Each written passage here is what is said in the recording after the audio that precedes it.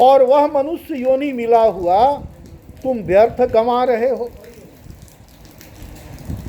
भोग भी त्याग के साथ करो, लेकिन तुम्हें समझना होगा कि वास्तविक भोग है क्या। आप समझते हो कि जो खाद्य पदार्थ मैं खाता हूँ पीता हूँ वही भोग है। नहीं, हमारा वेद कहता है, हमारा उपनिषद कहता है, आहार शुद्धो सत्वशुद्धि सत्वशुद्धो ध्रुवा स्मृति स्मृति लब्धे सर्वग्रंथि नाम विप्रमोक्षः। सहज भाव से स्वीकार करके सबको समाधि स्वतः लग जाएगी। और कहाँ कभी रह गई, कौन सी भूलों की श्रृंखला तुम्हारे जीवन में बनती जा रही है, उसको तुमने नज़रअंदाज किया। हमारा उपनिषद कह रहा है कि अगर तुम्हारा आहार शुद्ध नहीं होगा, और आप कहते भी हो लोक भाषा में कि पानी से तुम्हारी वाणी शुद्ध होती है, ऐसी पियो पानी जिससे मधुर हो जाए तुम्हारी वाणी, ऐसा खाओ अन्न जिससे तुम्हारा निर्मल हो जाए मन। तो हमारा आहार शुद्ध होना चाहिए। आखिर आहार है कौन?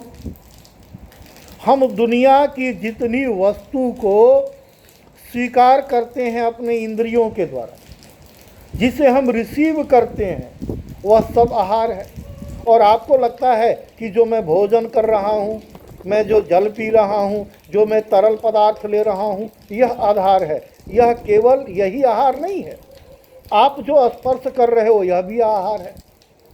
आप कल्पना करो, पूरी रात्रि आपकी अच्छी नींद आई, अच्छी नींद में आप सोए, सुबह आप उठे और सबसे पहले आपने एक कप चाय लिया।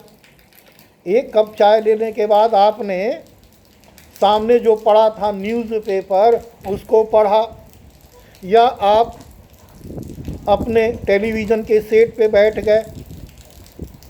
पेपर और न्यूज़पेपर के मुख्य पृष्ठ पर क्या था? 4 हत्या 2 बलात्कार।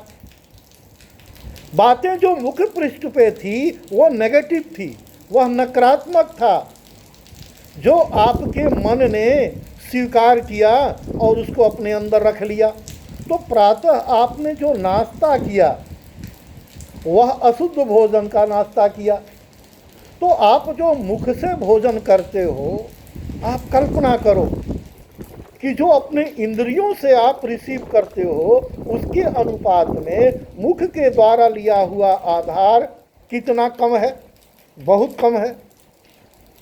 तो हम जो आँखों से देखते हैं, कानों से जो सुनते हैं, नाकों से जो सूंघते हैं, जो हम इन रोम से अपने चर्म के द्वारा, स्पर्श के द्वारा जो वस्तु रिसीव करते हैं, जो मुझे अनुभूति होती है, वह सारा आहार हो।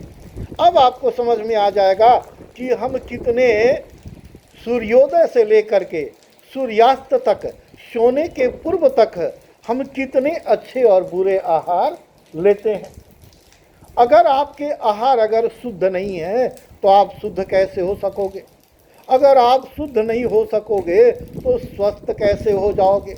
अगर आप स्वस्थ नहीं रहोगे तो आप अपने दैनिक कार्यों को कैसे कर लोगे? इसीलिए कहा जाता है कि सहज भाव से स्वीकार करो और सबकी समाधि लग जाएगी।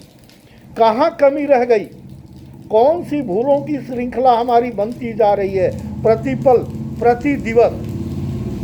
उसमें हमें कितनी सुधार करनी हो रही है।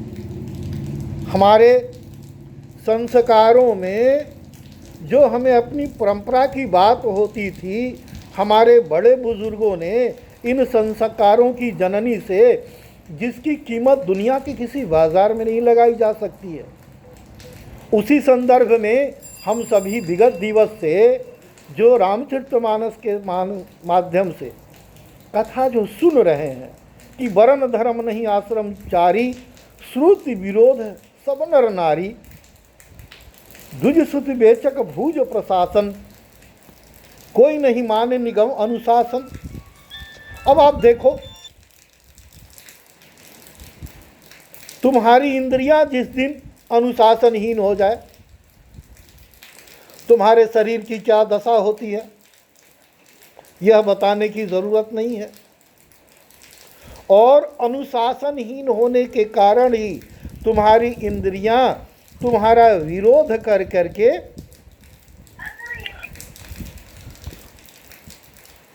तुम्हें अत्यधिक कष्ट देती है।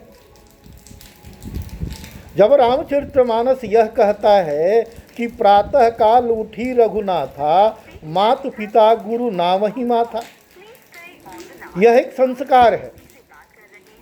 और यह संस्कार नहीं, यह हमारा और हमारे जीवन का, समाज का एक बहुत बड़ा विज्ञान है।